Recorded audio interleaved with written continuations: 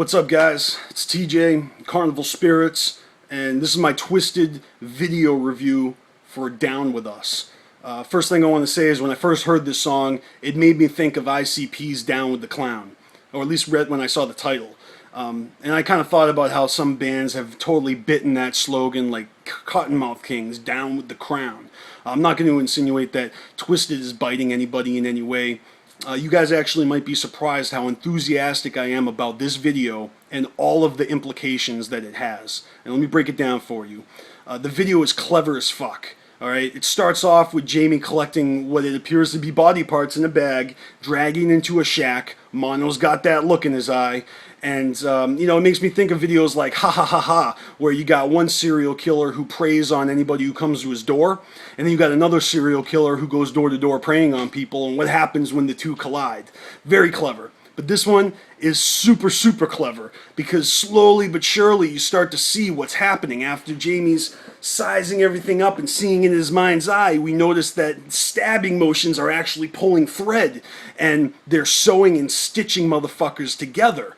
So, but you don't see the full picture yet. Okay, behind Jamie in his first verse, you see Paul going to work on somebody. It doesn't look like he is sewing, so maybe there's a couple different things going on. Yep, by the second verse, you see that Mono is fucking giving this big fat fuck the grunt of his rage, and he's got a purple rag in his mouth, and I definitely feel what you're saying, Big Irish, about that being a symbolic Violent J. And, you know, the lyrics definitely feels like there are implications of beef. You know, there's even a flashback of this fat fuck doing this chick from behind. She don't look like she's liking it, and it's during the rape line too. So in the third verse, all this anger is all of a sudden kind of smoothed out with this surge of energy, and you can even hear Jamie. He indicates the change of atmosphere when he says "hell yeah," and it's very obvious now that they're sewing kids together. We get a bird's eye view of them stitching this dude on the table, and when they come alive, it is so symbolic. And I love that moment when the dude sits up and the chick who's on her belly getting sewn up, she lifts her head, and just the look on her contact eyes.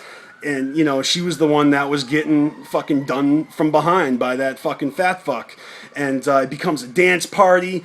And, you know, behind Mono, all these kids are fucking getting revenge on this motherfucker who's described as a Pez dispenser. He's on the floor. He's done. Blood is everywhere. At this point, ROC shows up in the video, shouts out to the ROC, looking fresh with his dance moves. And I love the part where they're all throwing cups of blood in the air and it's sticking to the ceiling.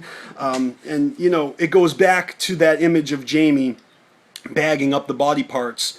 And it just feels like what at first was, you know, these serial killers just killing, they're actually resurrecting.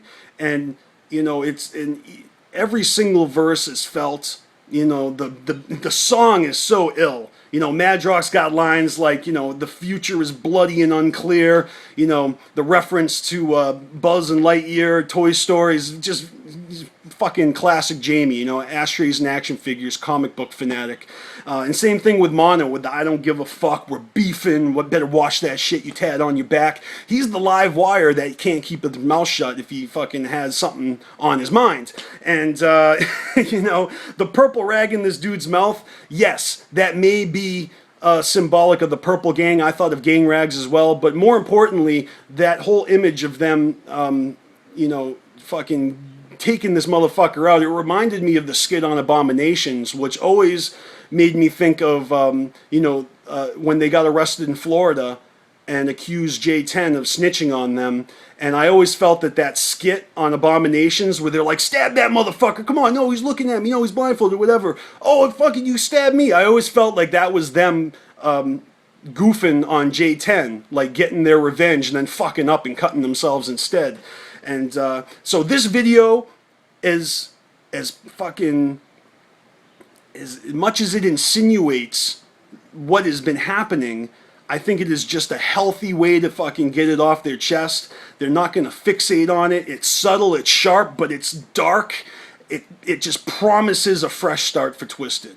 And I don't think that they are looking forward to a illustrious career of shitting all over the dudes who gave them an opportunity 10 years ago or 15 years ago, whatever the fuck. I think that as far as the game is played, this is the best way to do it, and I have no problems with shots being taken through music. It's when it's done outside of music that shit gets uncomfortable. Eminem beefing with ICP was fun. That was fun to watch, but it really didn't feel cool when Eminem was pulling out fucking paintball guns and, just being an overall bitch. And I don't see ICP or Twiztid being bitches, at least not to each other. So, more power to Twiztid. Keep bringing the wicked shit. And as always, much motherfucking clown love to all the juggalos who don't turn their back on ICP just because they don't get along with Twiztid, but they do get along, or they're going to get along. They're going to play nice with each other and give us Dark Lotus, and Violent J and Shaggy are notorious for coming correct. So I have no doubt in my mind that they may not even respond to this, and they may just forge forward with their plans. And as long as the juggalos feel satisfied in the music, as long as the music is good, go ahead and take shots all day. That's part of the game. It's healthy. I love it, and it makes me feel good to hear it, because a lot of the angst that we were feeling was just not knowing what needed to be said. And it's finally been said, and it's been said lyrically, and it's been said with some class. So fucking much love to Twiztid. Keep that fire coming. I'm BstMstR, and yeah, I'll check you later. Peace.